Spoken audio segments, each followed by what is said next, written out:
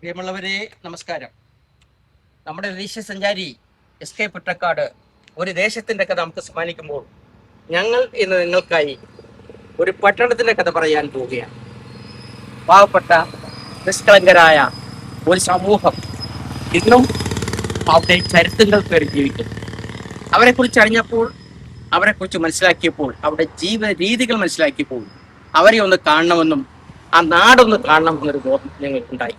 അങ്ങനെ ഒരു കായൽ പട്ടണം എന്ന ഒരു നാടിൻ്റെ കഥ നിങ്ങൾക്കായി പറഞ്ഞു തരുവാൻ ഇന്ന് ഞങ്ങൾ അങ്ങോട്ട് എത്താതിരിക്കുകയാണ്.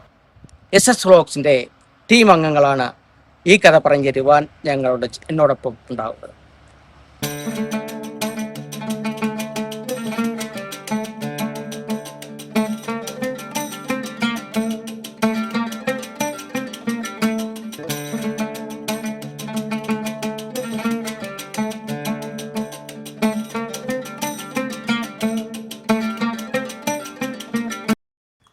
ഞങ്ങളിപ്പോൾ കായൽപ്പട്ടണത്തിലെത്തി നിൽക്കുകയാണ്.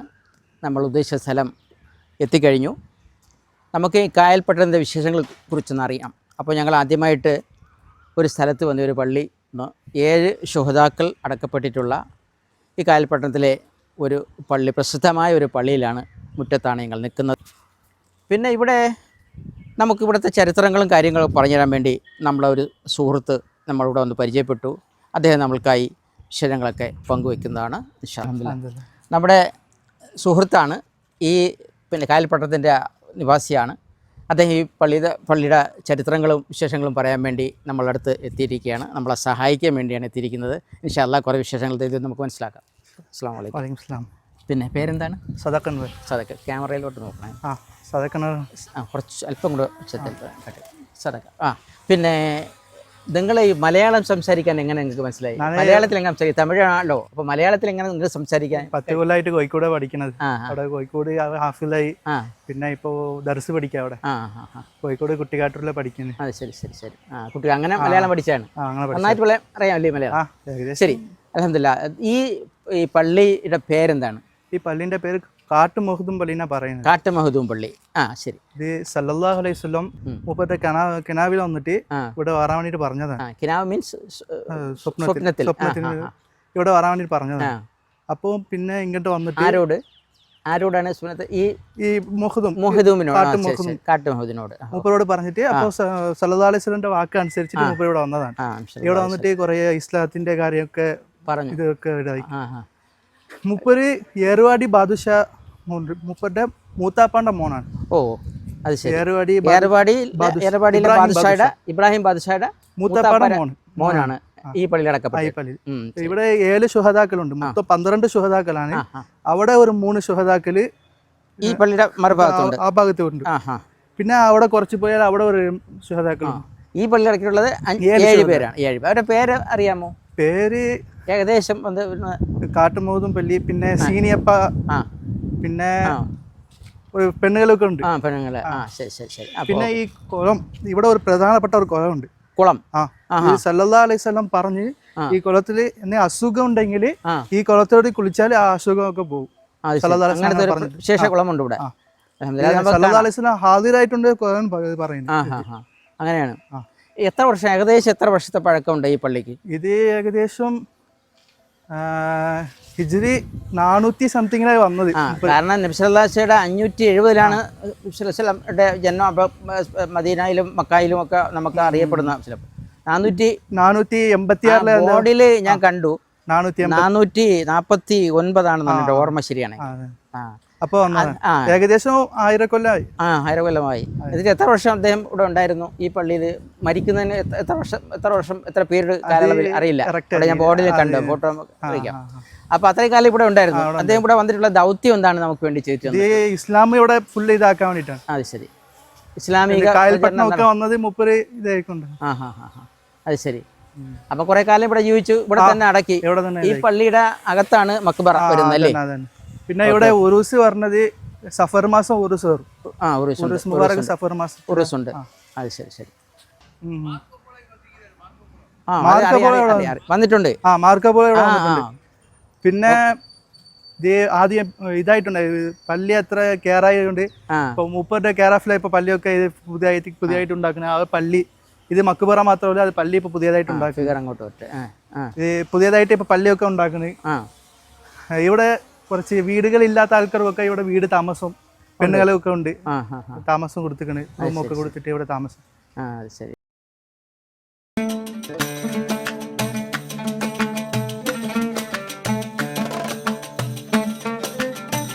ഞങ്ങൾ കായൽ പട്ടണത്തിൽ നിൽക്കുകയാണ്. കായൽ പട്ടണത്തിൻ്റെ മറ്റൊരു പള്ളി, ചരിത്രപ്രധാനമായ മറ്റൊരു പള്ളിയുടെ മുറ്റത്താണ് ഞാൻ നിൽക്കുന്നത്. ഇത് വലിയൊരു എന്താ പറയുക, അതിന് ഒരു മുനാറയുണ്ട്. ആ മുനാറയുടെ ഫ്രണ്ടിലാണ് ഞങ്ങളിപ്പോൾ നിൽക്കുന്നത്. അതൊരു വലിയ വെച്ചാൽ ഭീമാകരമായ ഒരു മുനാറയും അതിൻ്റെ കുബ്ബയുമാണ് കാണപ്പെടുന്നത്. ഇതിന് പിന്നിൽ ഒരു ചരിത്രമുണ്ട്. ആ ചരിത്രം നമ്മളെ പ്രിയപ്പെട്ട സുഹൃത്ത് അദ്ദേഹത്തിനോട് നമുക്ക് ചോദിച്ച് മനസ്സിലാക്കാം. എന്താണ് ഈ ചരിത്രം, ഈ നമുക്ക് പറയാനുള്ളത്? ഇത് ഉണ്ടാക്കിയത് ജിന്നാണ് ഉണ്ടാക്കിയത്. ഇത് മനുഷ്യന്മാർ ഉണ്ടാക്കാൻ പറ്റുന്നില്ല. പിന്നെ വലിപ്പമാണ് അത്ര ഇതാണ്. ഞങ്ങൾ ഉണ്ടാക്കുന്ന സമയത്ത് ആൾക്കാരൊക്കെ വീണിട്ട് മരിച്ചുപോയി. പിന്നെ ഒരാള് ജിന്നിനെ ഇതാക്കിയിട്ട് ജിന്ന് ഉണ്ടാക്കിയതാണ് പള്ളി. 150 കൊല്ലമായിട്ടും ഒരു ഒന്നൊന്നില്ല. അത്രക്ക് ഉള്ളിൽ ഒരു തൂണൊന്നില്ല. ഇതന്നെ ഉള്ളു, തൂണില്ല. അതില് മൈക്കിന് ആവശ്യമില്ല. അവിടെ വരുന്നിട്ട് വെറുതെ അസ്സലാമു അലൈക്കും പറഞ്ഞാല് അങ്ങനെ എക്കോ ആയിട്ട് വരും. അങ്ങനെ പുള്ളി ഇതാ 150 വർഷത്തെ പഴക്കമുണ്ട് ഇതിന്. ഇതിന് 150 കൊല്ലം പഴക്കത്തിന്. ലൈറ്റ് പോണ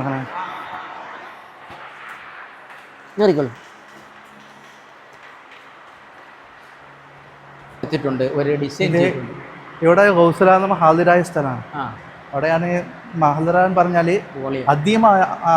അധികം ഹാദിറായ സ്ഥലം, അധികം വർണ്ണ സ്ഥലമാണ് മഹദറ. അപ്പോൾ ഗൗസലാലം ഏറ്റവും ഹാദിറായ സ്ഥലമാണ് ഇത്. ഈ സ്പോട്ടിൽ വെച്ചാ. പിന്നെ ഒരു തൂണൊന്നുമില്ല. അങ്ങനെ ഡയറക്റ്റ് തൂണിലൊന്നുമില്ല, ഒന്നുമില്ല. ചുറ്റിയറ ഒരു പൊട്ടലോ ഒന്നും അങ്ങനെ ഇല്ല, ഇന്നുവരെ ഇല്ല. 150 വർഷമായിട്ട് ഒന്നും ഇതായില്ല. ഇപ്പോൾ ഇവിടെ സന്ദർശകരായിട്ട് വരുന്നുണ്ടോ? പല ആളുകളും ഇവിടെ വരുന്നു. ഇവിടെ കുറേ കേരളക്കാർ പറഞ്ഞ് ഇവിടെ ബുർദ മജ്ലിസും കുറേ പല മജ്ലിസുകളൊക്കെ നടത്തും. ഉറൂസ് റബീഉൽ ആഖിർ നമ്മുടെ ആ പള്ളിയുടെ അതേ ഇല്ല, റബീഉൽ ആഖിർ ഗൗസുലാലമിന്റെ ഹാദിറ അതേ സമയം തന്നെയാണ് ഇവിടെ. ശരി. പിന്നെ ഇവിടെ ഹിഫ്ള് ഉണ്ട്, ദർസ് ഉണ്ട്. ദർസ് മഹദറിനാണ് വിരുദ്ധം കൊടുക്കുന്നത് ദർസിന്. ശരി. പിന്നെ ഇവിടുത്തെ മൈക്കൊന്നും ആവശ്യമില്ല. ബാങ്ക് വിളിക്കുന്ന ഇവിടെ നിന്നാണ്. ബാങ്ക് വിളിച്ചത് ഇവിടെ നിന്നാണ്. അവിടെ നിന്നുണ്ട്. മൈക്കിലാണ് ബാങ്ക് വിളിക്കുന്നത്? മൈക്കിലില്ല. അത് ശരി. മൈക്കില്ലാതെ ഇത് പള്ളിയല്ല, ഇത് ഒരു മദ്രസയാണ്. ഇത് നിസ്കാരമൊന്നും ഉണ്ടാവില്ല. ഇവിടെ എത്ര കുട്ടികൾ മാത്രം നിസ്കരിക്കുള്ളൂ. ബാക്കി ഈ സ്പോട്ട് പ്രത്യേകമായ ഒരു ചരിത്ര പ്രാധാന്യമുള്ള ഒരു സ്പോട്ടാണ്. നമ്മുടെ സുഹൃത്ത് അത് പറഞ്ഞു കഴിഞ്ഞു. ഇവിടെ ബാങ്ക് വിളിക്കുന്ന ഭാഗം ഇവിടെ നിന്നാണ് ബാങ്ക് വിളിക്കുന്നത്. യഥാർത്ഥത്തിൽ ഇതൊരു മോസ്കല്ല, ഇത് മദ്രസയാണ്. ഈ പ്രത്യേക സ്പോട്ടിനൊരു പ്രത്യേകതയുണ്ട്. ആ പ്രത്യേകത കൊണ്ടാണ് ഇവിടെ നമ്മൾ സന്ദർശിച്ചത്. ജിന്നുകൾ കിട്ടിയ ഒരു വലിയ മെഹ്റാബാനുകളുള്ള വലിയ 4 പ്രാതയും എല്ലാം ഉള്ള പ്രത്യേക സ്ഥലമാണ്. അപ്പോൾ ഇവിടെ നിന്ന് ബാങ്ക് വിളിച്ചാൽ ഒച്ചത്തിൽ മുഴക്കത്തിൽ കേൾക്കും എന്നാണ് നമ്മുടെ സുഹൃത്ത് നമ്മളോട് പറഞ്ഞിട്ടുള്ളത്. അപ്പോൾ ഒരു ചെറിയ നമുക്ക് ടെസ്റ്റ് ചെയ്യാം. അപ്പോൾ ഒകുത്തല്ല, ഒകുത്തിൻ്റെ സമയം കഴിഞ്ഞു. അസറിൻ്റെയും പെളുഹറിൻ്റെയൊക്കെ സമയം കഴിഞ്ഞു. ഇപ്പോൾ ഒരു ഒകുത്തല്ല, അതുകൊണ്ട് ബാങ്ക് വിളിക്കാൻ അനുവദനീയമല്ല. അപ്പോൾ അതുകൊണ്ട് തന്നെ നമ്മളെ സുഹൃത്തിനെ കൊണ്ട് അല്പം ഒരു ഖുർആൻ വചനം ഒന്ന് ഓദിക്കാം. എങ്ങനെയുണ്ട് അതിൻ്റെ എക്കോ ശബ്ദം എന്ന് നമുക്കൊന്ന് ടെസ്റ്റ് ചെയ്യാം. ഓക്കെ. അസ്സലാമു അലൈക്കും. അഊദു ബില്ലാഹി മിനശ് ശൈത്വാനിർ റജീം. ബിസ്മില്ലാഹിർ റഹ്മാനിർ റഹീം. ഇന്നാ അഅ്തൈനാകൽ കൗസർ ഫസല്ലി ലിറബ്ബിക വൻഹർ. ഇന്ന ശാനിയക ഹുവൽ അബ്തർ. സദഖല്ലാഹു.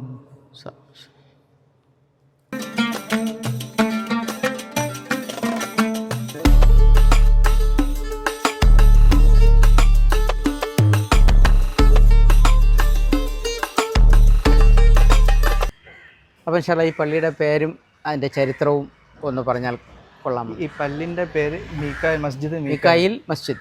പിന്നെ വേറെ ഒരു പേര് കൂടിയുണ്ട്, ഇരട്ടക്കുളം പള്ളി എന്ന് പറയും. ഇരട്ടക്കുളം. കുളം ഇപ്പോഴുണ്ടോ നിലവിൽ? ഇല്ല, അത് ഇവിടെ കാണുന്ന സ്ഥലത്തിനുണ്ടോ? ഈ കാണുന്ന സ്ഥലത്തായിരുന്നു. ഈ സ്ഥലത്തിനായിരുന്നു. ആ കുളത്തിന് പ്രത്യേകത ഉണ്ടോ? ആ കുളത്ത് പ്രത്യേകം ഇല്ല, ഈ ഇരട്ടക്കുളം സാധാ കുളം, സാധാ ഇരട്ടക്കുളം അടുത്തടുത്ത് 2 കുളമുണ്ട്.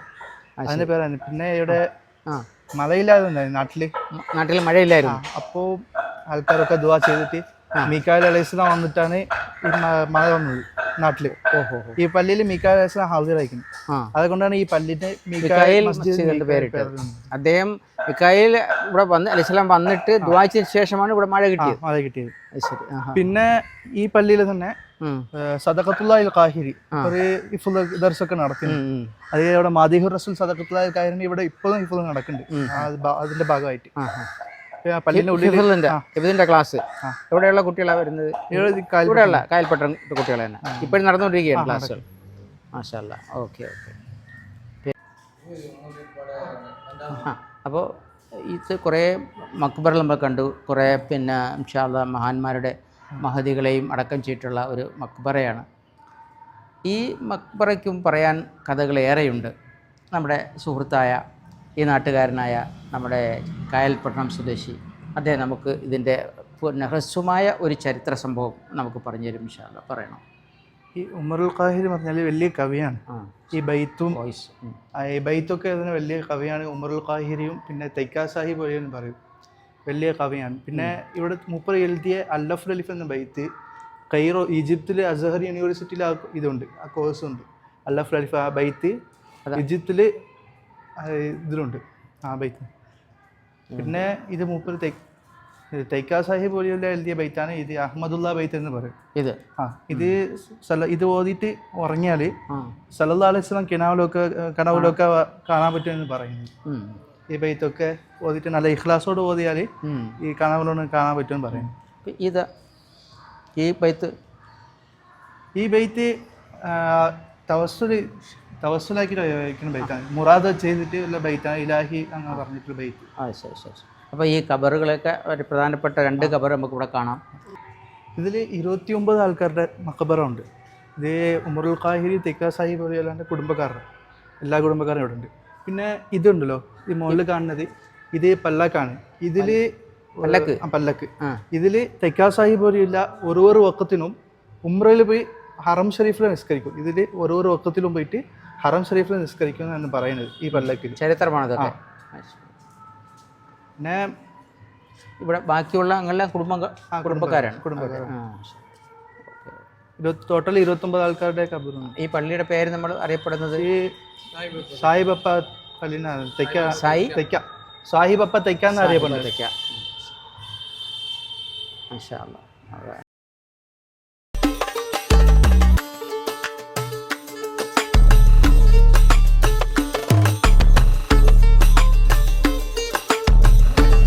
കായൽ പട്ടണത്തിലെ മറ്റൊരു ചരിത്രമേറിയ ഒരു പുരാതന പള്ളിയിലാണ് ഇപ്പോൾ ഞങ്ങൾ നിൽക്കുന്നത്. പള്ളിക്കകഭാഗമാണ്. ഇതിനെ 1000 കാലുള്ള പള്ളി, 1000 പള്ളി, 1000 കാൽ പള്ളി എന്നാണ് പറയുന്നത്. അപ്പോൾ ഈ പള്ളിയെ പറ്റിയുള്ള വിശേഷങ്ങൾ പങ്കുവയ്ക്കാൻ നമ്മുടെ സുഹൃത്ത് നമ്മളോടൊപ്പം ഉണ്ട്. അദ്ദേഹം ഈ പള്ളിയുടെ ചരിത്രങ്ങൾ നമുക്ക് വേണ്ടി പറഞ്ഞു തരുന്നതാണ്. ഒന്ന് പറയാമോ? ഈ പള്ളി ഹിജ്രി 228 ഉണ്ടാക്കിയത്. ഹിജ്രി 228, അതായത് AD 843. AD 843 ഉണ്ടാക്കിയത്. Okay okay. ഇത് ഉണ്ടാക്കിയത് ഷാഫി ഇമാമിന്റെ പ്രധാനപ്പെട്ട ഒരു ശിഷ്യനാണ്. അബൂബക്കർ ഖിൽജി എന്ന് പറയുന്ന ഒരാളാണ്. അബൂബക്കർ ഖിൽജി അബൂബക്കർ സിദ്ദീഖ് റളിയല്ലാഹു കുടുംബം പെട്ടതാണ്. ഇപ്പോഴത്തെ മക്കാം അവിടെ ഉണ്ട്. അത് പിന്നെ കാണാം. അതെവിടെയാണ്? പുറത്താണ്. ഈ പള്ളിക്ക് പുറത്താണ്. ഓക്കെ. അപ്പോൾ ഇത് സഹാബത്തിന് കാലത്തിലുള്ള പള്ളിയാണിത്. സഹാബത്ത് കഴിഞ്ഞിട്ട് 1200 വർഷമായി. താബീങ്ങളുടെ കാലത്തുള്ള പള്ളിയാണ്. അപ്പോൾ ഈ ഇതിന്റെ മുൻപ് വേറെ ഒരു പള്ളി നമ്മുടെ നാട്ടിലുണ്ട്. അത് കർപ്പുടയാർ പറഞ്ഞിട്ട് ഒരു പള്ളിയാണ്. അതാണ് ഈ കായൽപട്ടണത്തിലെ ആദ്യം വന്ന പള്ളി എന്ന് പറയാം. ഈ തൂണുകൾ ഇത് കല്ലാണോ അതോ പ്രത്യേകിച്ച് മണ്ണാണോ? ഇത് അറബ് രാജ്യത്തില് ഒരു 1000 പള്ളി പറഞ്ഞിട്ട് ഒരു പള്ളിയുണ്ട്. ആ പള്ളി അവിടെ നിന്ന് കൊണ്ടുവന്ന സാധനം കൊണ്ട് ഉണ്ടാക്കിയതാണ് ഈ തൂണുകൾ. പക്ഷെ ആയിരത്തൂണ് പറയും, ആയിരത്തൂണുണ്ട് അതിന്റെ പേരാണ് ഇതൊക്കെ വന്നത്. അവിടെ 1000 തൂണുള്ള പള്ളികൾ ഉണ്ടായിരുന്നു, അതിൽ നിന്ന് കൊണ്ടുവന്ന സാധനങ്ങളെടുത്താണ് ഇവിടെ വെച്ചത്. അതുകൊണ്ട് തന്നെ അതിന് 1000 പള്ളികൾ, കുറെ തൂണുകളുണ്ട് ഇവിടെ. ഇത് എത്ര വർഷം ഏകദേശം? നമുക്ക് 1200 വർഷം. പിന്നെ ഇപ്പോൾ ഇവിടെ വെള്ളിയാഴ്ച ജുമാ നമസ്കാരം ഓരോ ദിവസം ഒരാഴ്ച ഇവിടെ, ഒരാഴ്ച വേറെ ഒരു പള്ളിയിൽ. ഇവിടുത്തെ ഇമാമ് എവിടെയുള്ള ആളാണ്? ഇവിടുത്തെ പ്രാദേശിക കൈപ്പറ്റുന്ന ആളാണ്. ഓ ശരി. ഈ വാളിനെ പറ്റി ഒരു ചരിത്രം എന്താണ്? ഇത് 14ാം നൂറ്റാണ്ടില് ഒരു യുദ്ധം നടന്നു. 14ാം നൂറ്റാണ്ടില് ശത്രുക്കളായിട്ട് ഒരു യുദ്ധം നടന്നു. അപ്പോൾ 2 ഇരട്ടകളും പറഞ്ഞില്ലേ, അവിടെ നിന്ന് കിട്ടിയ വാലാണ് ഇത്. പിന്നീട് ആൾക്കാരൊക്കെ എടുത്ത് ഇങ്ങനെ വെച്ചത്. ചരിത്രപ്രധാനമായ ഒരു വാളാണിത്. അതെ, ഇവിടെ ബാക്കി കുറെ സാധനങ്ങളൊക്കെ ഉണ്ട്, അത് നശിച്ചു പോയി. ഇത് മാത്രമേ.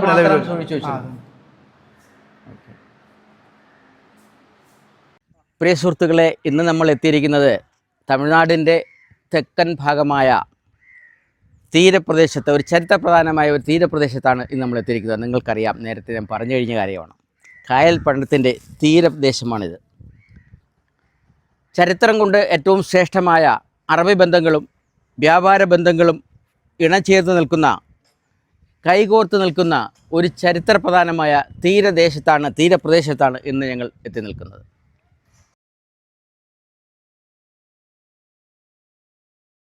പ്രിയമുള്ളവരെ, ഈ വെള്ളം വെറും കടൽ വെള്ളമല്ല, ഇത് ബംഗാൾ ഉൾക്കടലിലെ കടൽ വെള്ളമാണ്. സാധാരണ വെള്ളമല്ല, കടൽ വെള്ളമെന്ന് പറഞ്ഞ് നിങ്ങൾ പറയും, പക്ഷേ ഇത് ബംഗാൾ ഉൾക്കടലിലെ കടൽ വെള്ളമാണ്. നമ്മുടെ ഇന്ത്യ മാപ്പിൽ ഇന്ത്യയുടെ തെക്ക് ഭാഗത്ത് ചെയ്യുന്ന കന്യാകുമാരിയിൽ ചേർന്ന് കിടക്കുന്ന കിഴക്ക് ഭാഗത്തെ ബംഗാൾ ഉൾക്കടലാണ്. ഈ ബംഗാൾ ഉൾക്കടലിൻ്റെ ജലമാണ് നിങ്ങളുടെ മുന്നിൽ ഞാൻ കാണിച്ചത്. ഇത് പറയാൻ കാരണമുണ്ട്. ഈ സമുദ്രതീരത്താണ് അറേബ്യയിലെയും പേർഷ്യയിലെയും ചൈനയിലെയും സഞ്ചാരികൾ ഈ തുറമുഖത്താണ് വന്ന് നിർത്തിയത്. ഈ കായൽപട്ടണം തേടിയെത്തിയ ആ പ്രേമ സഞ്ചാരികൾക്ക് സ്വാഗതമരളിയ, താവളമരളിയ, വ്യാപാര ബന്ധങ്ങൾ പുനഃസ്ഥാപിച്ച ഒരു കടൽ തീരമാണിത്. അതിൻ്റെ ചരിത്രം നമുക്ക് പറയാം.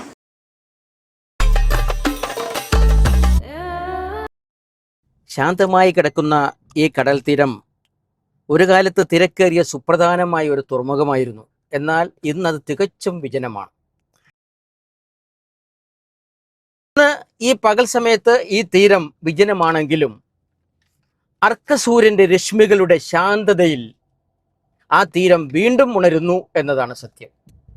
സന്ധ്യയായി കഴിഞ്ഞാൽ ഈ തീരത്ത് ജനബാഹുല്യമാണ്. നമ്മുടെ തീരപ്രദേശത്ത് സാധാരണയായി നമ്മൾ കടൽ തീരത്തൊക്കെ കപ്പലിൻ്റെയും കുറിച്ച് ഐസ്ക്രീമും നുണഞ്ഞുകൊണ്ട് നടക്കുകയാണ് പതിവ്. എന്നാൽ ഇവിടെ അങ്ങനെയല്ല. ഞങ്ങൾക്ക് കാണാൻ കഴിഞ്ഞ ഒരു പ്രത്യേകമായ ഒരു കാഴ്ചയാണ്. ഈ പ്രദേശത്തെ കുടുംബക്കാർ മൊത്തത്തിൽ ഇവിടെ ഈ കടൽ തീരത്ത് വന്ന് ചുറ്റും വട്ടത്തിനിരിക്കും. എന്നിട്ട് അവർ പാചകം ചെയ്ത് കൊണ്ടുവന്ന ഈ ഭക്ഷണങ്ങൾ അങ്ങോട്ടും ഇങ്ങോട്ടും ഷെയർ ചെയ്ത് കഴിക്കും. അന്തിപ്പാതിരാവോളം കാര്യങ്ങളും കഥകളും പറഞ്ഞവരങ്ങനെ ഇരിക്കും. എന്നിട്ടാണ് അവർ പിരിഞ്ഞു പോകാറുള്ളത്. സത്യത്തിൽ ഈ തീരത്തിനെ സംബന്ധിച്ചോളം ഒരു പ്രത്യേകതയാണ്. നമുക്ക് കാണാൻ വളരെ കൗതുകമായി തോന്നി. ഇതിൻ്റെ വീഡിയോ നിങ്ങൾക്കായി സമ്മാനിക്കുവാൻ ഞങ്ങൾ പരിശ്രമിച്ചു. പക്ഷേ ലൈറ്റിൻ്റെ ഒരു പ്രത്യേകത കൊണ്ട്, ലൈറ്റ് വളരെ കുറവായി തോന്നിയതുകൊണ്ട് സോറി, നിങ്ങൾക്കായി ആ കാഴ്ച സമ്മാനിക്കാൻ കഴിയാതെ വന്നു. ഇതില് ശരിക്ക് കായൽപട്ടണക്കാരെന്ന് പറഞ്ഞാല് കൈറോളിൽ നിന്ന് വന്നതാണ്. കാഹിര, ഈജിപ്തിൽ നിന്ന് അവിടെ നിന്ന് വന്നിട്ട് ഇവിടെ താമസിച്ച ആളാണ് ഇപ്പൊ ഇരിക്കുന്നത്. കാഹിര എന്ന് പറഞ്ഞാല് ഈ ഈജിപ്തില് തലസ്ഥാനമായ കൈറോ എന്ന കാഹിര എന്ന് പറയും. അതിന്റെ പേര് തന്നെ പിന്നെ ഇവിടെ വന്നു കാഹിർ ഫത്തൻ എന്ന് വന്നിട്ട് അങ്ങനെ ആയത്. അറബികൾ ഈ നാട്ടിനെ വിശേഷിപ്പിച്ചതാണ്. ഇവിടുത്തെ സ്ഥലമൊക്കെ കണ്ടാൽ, ഇവിടുത്തെ വീട് അതൊക്കെ കണ്ടാൽ കൈറോ പോലെ തന്നെ ഉണ്ടാവും. അതാണ് അവരങ്ങനെ ഈ നാട്ടിനെ ഉപയോഗിച്ചത്.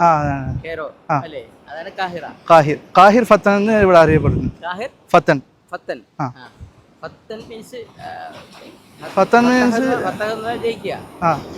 മീൻസ് നാട്. വത്തന് ഫത്തൻ അതൊക്കെ നാട്, അങ്ങനെയാണ് അറിയപ്പെടുന്നത്.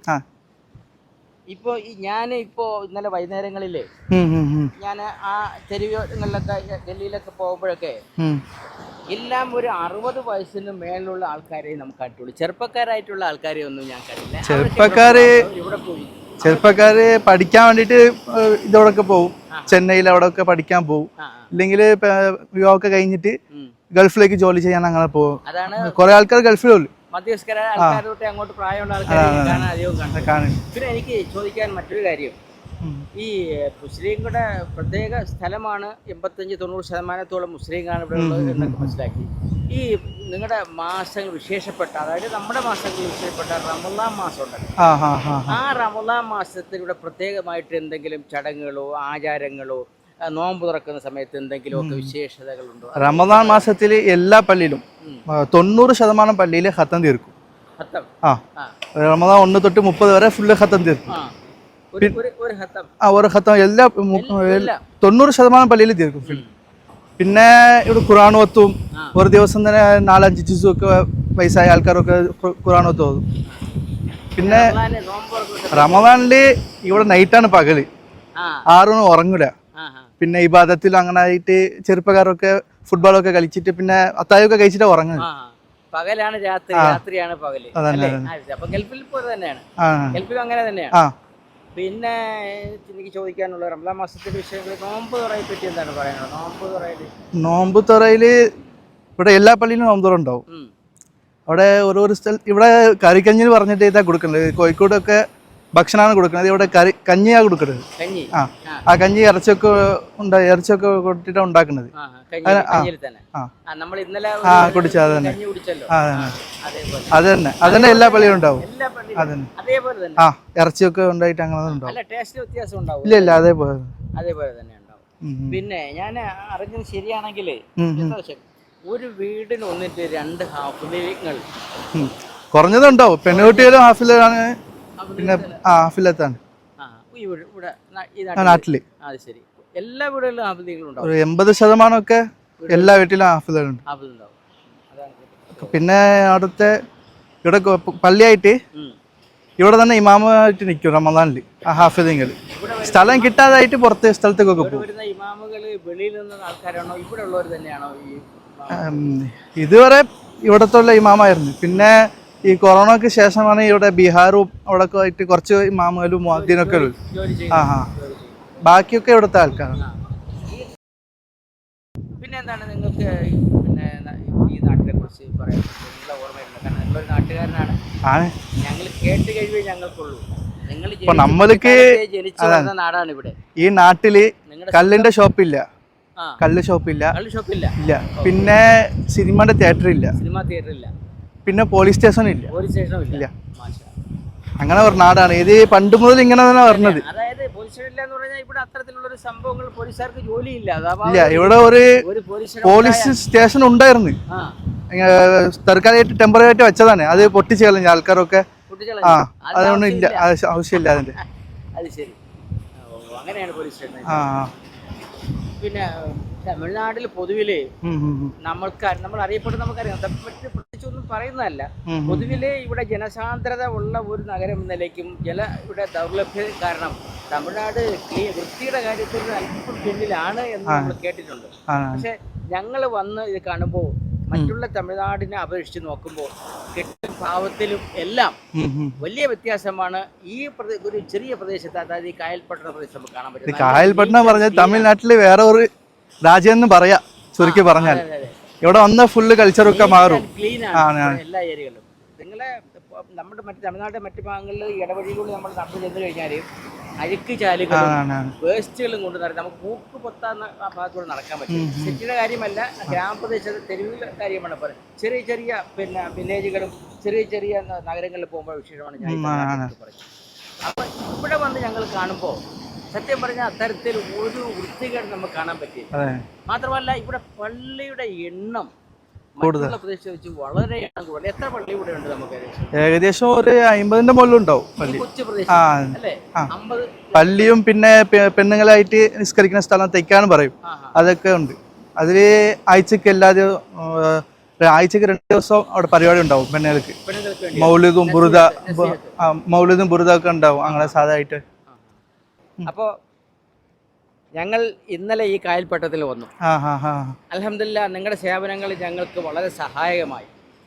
എങ്ങനെ നിങ്ങളോട് നന്ദി പറയണമെന്ന് അറിയില്ല. കാരണം നമ്മൾ ഒരു അന്യനാട്ടിൽ നിന്ന് മറ്റൊരു പുതിയ സ്ഥലത്തേക്ക് പോകുമ്പോൾ ആ സ്ഥലത്ത് നമ്മൾ അനുഭവിക്കുന്ന ബുദ്ധിമുട്ടുകളും ബന്ധപ്പാടുകളും ഏറെയാണ്. രാവിലെ കുറേ മണിക്കൂർ ഞങ്ങൾ അനുഭവിച്ചതാണ്. ആ വേളയിൽ ഞങ്ങൾക്ക് നിങ്ങളെ കൊണ്ട് എത്തിച്ചു തന്ന ഒരു മഹാമനുഷ്യനാണ് അല്ലാഹു ഞാൻ വിശ്വസിക്കുന്നു. ആ ഒരു അനുഗ്രഹത്താൽ നിങ്ങൾ വന്ന് ഞങ്ങളെ കൂടെ നിന്ന് ഞങ്ങളിൽ ഒരാളായി നിന്ന് ഞങ്ങൾക്ക് ഈ പ്രദേശത്തെ നന്നായി പരിചയപ്പെടുത്തി തന്നു. എല്ലാത്തിനും താങ്ക്സ്.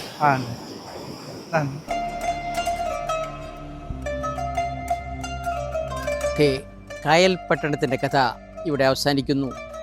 നന്ദി. അടുത്തൊരു ചരിത്രവുമായി ഞങ്ങൾ ഇനിയും വരും. നിങ്ങൾ കാത്തിരിക്കണം. Good bye.